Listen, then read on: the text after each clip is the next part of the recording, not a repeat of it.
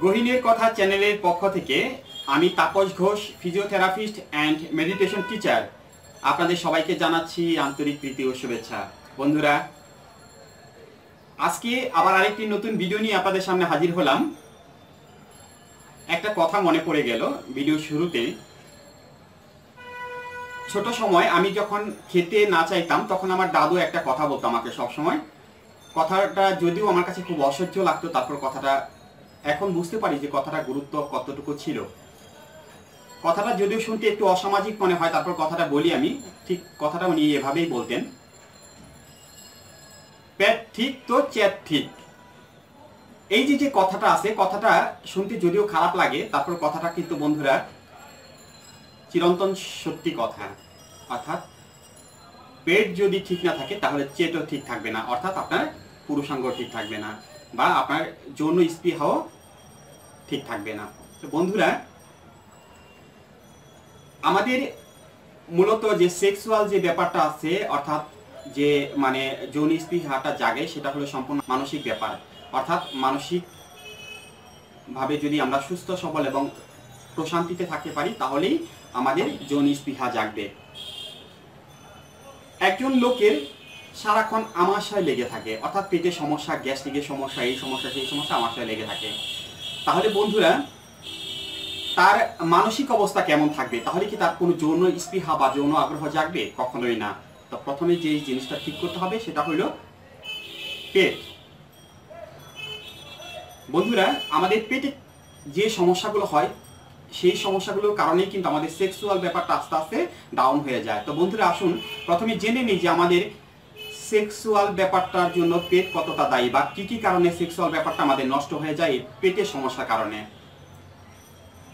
আমাদের যাদের অতিরিক্ত গ্যাস্ট্রিকের সমস্যা আছে,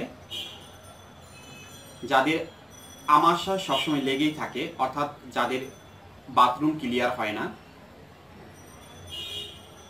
যাদের পেটে চবড়ি আছে, অর্থাৎ ফুলে ফেপে পেট এত বড় হয়ে গেছে,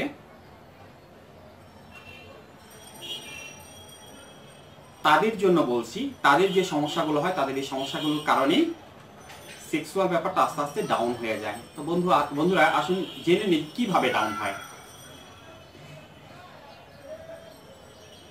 আমাদের যখন পেটে সমস্যা হয় তখন কি হয় বন্ধুরা? আমাদের খাবারের প্রতি, খাবার দাবারের প্রতি রুচি কমে যায়। হ্যাঁ, আমার পেটে সমস্যা আছে, আমি খাবো কি, অর্থাৎ খাবারের দাবারের প্রতি রুচি কমে যায়। রুচি কমে যাওয়ার ফলে কি হয়? আমাদের টেনশন বৃদ্ধি পায়, অর্থাৎ আমরা নানা রকম স্টেজে ভুগি। এই রকম টেনশন বৃদ্ধি পাওয়ার কারণে আমাদের কি হয়? আমাদের রাত্রে ঘুম কম হয়। ঘুম যদি কম হয় তাহলে কি হয়? সকালবেলা মন থাকে খিটখিটে। যদি মন খিটখিটে থাকে, সারাদিন কাজকর্মে আগ্রহ থাকে না। আর যদি সারাদিন কাজকর্মে আগ্রহ না থাকে তাহলে কি হয়? রাত্রেবেলা কি আমাদের মানসিক অবস্থা ঠিক থাকে? তখন কি ইচ্ছে করে যে মানে এই সেক্সুয়াল ব্যাপারটা আগ্রহ দেখানোর জন্য, বা স্ত্রীর কাছে গিয়ে সহবাস করানোর জন্য? কখনোই না। অর্থাৎ আমাদের একমাত্র যে সমস্যাটা সেটা হলো যে আমাদের এই পেটটার সমস্যা। অর্থাৎ এটা যদি ঠিক থাকে, আপনার পেট যদি সুস্থ সবল এবং সুন্দর থাকে, তাহলে অবশ্যই আপনি সেক্সুয়াল ব্যাপারে 100% সঠিক থাকতে পারবেন। বন্ধুরা, এটা কমানোর জন্য আরেকটা রিয়াকশনের ব্যাপার বলি। কি হয় আমাদের পেটে যদি গ্যাস্ট্রিক, অ্যাসিডিটি বা অন্যান্য যে সমস্যাগুলো হয়, সেগুলোর জন্য আমরা কি খেয়ে থাকি? যদি আমাশয় হয় তাহলে কি? নিশ্চয়ই কি মেট্রোনিডাজল গ্রুপে মেট্রিট, ফ্লাজিল থেকে শুরু করে যত রকমের আবিজাবি যা আছে, তারপর কি এর সাথে খাওয়া হয় কি নানা রকম অ্যান্টিবায়োটিক, অর্থাৎ যেটাকে হায়ার অ্যান্টিবায়োটিক বলে। সিপ্রোফ্লক্সাসিলিন গ্রুপ থেকে শুরু করে সিপ্রোসিন যা আছে সবকিছুই পেটের সমস্যা সমাধানের জন্য খাওয়া হয়। তারপর কি গ্যাস্ট্রিকের জন্য খাওয়া হয় রেনিটিড গ্রুপে যা আছে, তাই খাওয়া হয়। সেই নিউসেপিনার, এন্ট্রাক, বিটাক, সিটাক, মিটাক যা থেকে শুরু করে সবকিছু খায় পেটের সমস্যার জন্য। রিয়াকশন কি হয়? রিয়াকশন হয়, অর্থাৎ যে ওষুধগুলোর কথা বললাম, যে ওষুধগুলো মানে আপনাদের আমি বললাম, এই ওষুধগুলো কন্টিনিউ যদি চালিয়ে যেতে থাকেন তাহলে কি হবে? আপনাদের সেক্সুয়াল ব্যাপারটা, অর্থাৎ আমাদের যে হরমোন আছে সেই হরমোনের মধ্যে প্রতিক্রিয়া সৃষ্টি করবে। আমাদের যে শুক্রাণু আছে সেই শুক্রাণু বৃদ্ধিতে বাধাপ্রাপ্ত হবে। অতএব তখন কি হবে? আমাদের সেক্সুয়াল ব্যাপারটা আস্তে আস্তে কমে যাবে, আমাদের সেক্সুয়াল ব্যাপারটা একেবারেই শেষ হয়ে যাবে। তারপরে একটা বড় ধরনের রিয়াকশন হবে বন্ধুরা। সেই বড় ধরনের রিয়াকশনটা হলো, সেটা হচ্ছে আমাদের কিডনিতে যে সমস্যাগুলো হয় সেই কিডনি সমস্যাগুলো কিন্তু অত্যাধিক আমাদের এই ওষুধগুলো সেবন করার কারণেই বা পেটের যে সমস্যাগুলো আছে এই সমস্যাগুলো থেকে কিন্তু আমাদের কিডনি সমস্যাটা হয়। বন্ধুরা আসুন জেনে নিই কিভাবে এই সমস্যার সমাধান করা যায়। অর্থাৎ এই সমস্যার সমাধান করতে পারলেই আমরা সেক্সুয়াল ব্যাপারে যথেষ্ট কি আগ্রহী হতে পারবো, সেক্সুয়াল ব্যাপারটা আমাদের মধ্যে যথেষ্টভাবে গ্রো করবে। বন্ধুরা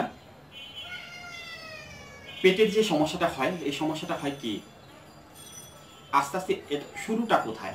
শুরুটা হলো নানা রকম চিন্তা ভাবনা, অর্থাৎ আমাদের যে স্টেজগুলো হয় সেই স্টেজের কারণে আমাদের এই পেটের সমস্যাটা হয়। সেই চিন্তা ভাবনা কি হয়, হয়তো আমাদের পারিবারিক সমস্যা, ব্যবসায়িক সমস্যা, যে কোনো সমস্যার কারণেই আমাদের মধ্যে নানা রকম চিন্তা বাসা বাঁধে। সেই চিন্তা বাসা বাঁধার কারণে কি হয়, আমাদের খাবার দাবারটা ঠিক মতো হয় না। আমরা খাবারের সময় কি নানা রকম অখাদ্য কুখাদ্য খাবার গ্রহণ করি, কখনোই মানে নিয়মিত যে ভালো খাবারগুলো আছে সেগুলো গ্রহণ করতে পারি না। অর্থাৎ আমাদের মানসিকতা ঠিক নেই। মানসিকতা যদি ঠিক না থাকে তাহলে আমাদের খাবার দাবার কখনোই ঠিক থাকবে না। সেই কারণে কি হয়, আমাদের পেটের মধ্যে অ্যাসিডিটি, গ্যাস্ট্রিক, যে আমাশয়ের যে সমস্যাগুলো হয় সেগুলো। দ্বিতীয়ত আমরা বাইরের যে খাবারগুলো খাই, অর্থাৎ হোটেল থেকে শুরু করে যেগুলো ফুটপাতে যেগুলো আছে কি আলু সুলা কাবাব আলু চপ যা আছে যা খাই, এগুলোর জন্য কি হয় আমাদের পেটে এই সমস্যাগুলো হয়। আরেকটা হলো অতিরিক্ত ফ্যাট জাতীয় খাবার খাওয়ার কারণে অনেকের পেট ফুলে ফেঁপে এরকম হয়। বন্ধুরা আপনারা 100% নিশ্চিত থাকবেন যে যাদের পেট ফুলে ফেঁপে এরকম হয়েছে তারা সেক্সুয়াল ব্যাপারে সম্পূর্ণ ডাউন, তাদের সেক্সুয়াল ব্যাপারটা ওইরকম ভাবে গ্রো করে না। তাহলে কি করতে হবে বন্ধুরা, এই ব্যাপারগুলো থেকে বের হয়ে আসতে হবে। অর্থাৎ আমাদের প্রথমে যেটা করতে হবে, চিন্তা ভাবনা থেকে নিজেকে রিলিজ করার জন্য আমাদের কি করতে হবে, নিয়মিত মেডিটেশন, ধ্যান বা ইয়োগা। বন্ধুরা প্রতিদিন অন্তত 2টা টাইম নির্ধারণ করুন, সকালে ঘুম থেকে উঠে রাতে ঘুমিয়ে পড়ার আগে 2 টাইম মেডিটেশন শুরু করুন।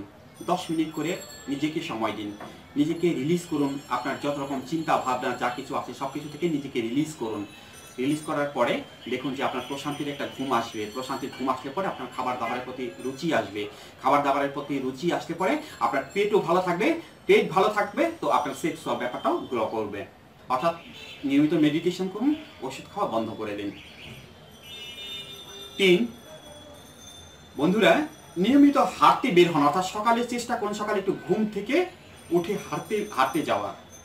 নিয়মিত একটু হাঁটাহাঁটি করুন, দেখুন আপনার মানসিক অবস্থা সুন্দর হবে, আপনার পেট ভালো থাকবে।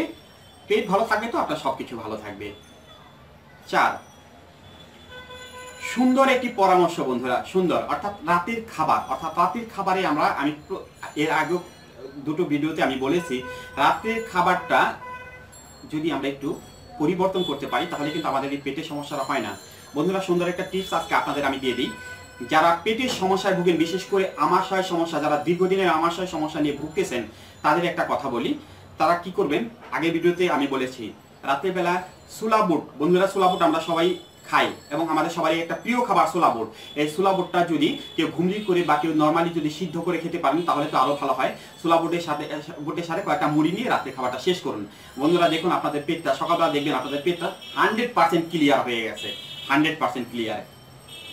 5 সকালবেলা ঘুম থেকে উঠে ছোট্ট একটি কাজ করবেন বন্ধুরা। অর্থাৎ সকালবেলা ঘুম থেকে উঠে বিছানায় বসে, বিছানায় ঠিক এভাবে যদি বসতে পারেন বসবেন, আর যদি না পারেন নর্মালি বসবেন। নর্মালি বসার পরে কি করবেন, 1 গ্লাস পানি, অর্থাৎ ফ্রেশ হবেন না, ওয়াশরুমে যাওয়ার আগেই বিছানা থেকে উঠে 1 গ্লাস পানি খেয়ে নেবেন। 10টা মিনিট অপেক্ষা করবেন। 10 মিনিট অপেক্ষা করার পরে বাথরুমে যাবেন। টোটালি কিউর, অর্থাৎ অল ক্লিয়ার, পেট একদম পরিষ্কার হয়ে যাবে বন্ধুরা। গ্যাস্ট্রিকের ওষুধ খেতে হবে না, আমাশয়ের জন্য কোনো ওষুধ খেতে হবে না, হায়ার অ্যান্টিবায়োটিক কোনো ওষুধ আপনাদের খেতে হবে না। বন্ধুরা যোগ ব্যায়াম যারা করে, যারা যোগী, তারা অন্যান্য লোকের চেয়ে কিন্তু সেক্সুয়াল ব্যাপারে তারা কিন্তু বেশি অ্যাক্টিভ হয়। ব্যাপারটা আপনারা জানেন কিনা জানি না, কিন্তু আপনারা একটু যোগ অভ্যাস করে দেখুন, দেখুন যে আপনারা কতটা অ্যাক্টিভ হতে পারবেন। বন্ধুরা আজকে আর বেশি কিছু নয়, আপনাদের ভিডিওটি কেমন লাগলো অবশ্যই মন্তব্য করে জানাবেন, আর আমার চ্যানেলটি সাবস্ক্রাইব করবেন। ভিডিওটি যদি ভালো লাগে লাইক এবং শেয়ার করতে ভুলবেন না। সবাই ভালো থাকুন, সুস্থ থাকুন, সবার সুস্থ এবং সুন্দর জীবন কামনা করছি।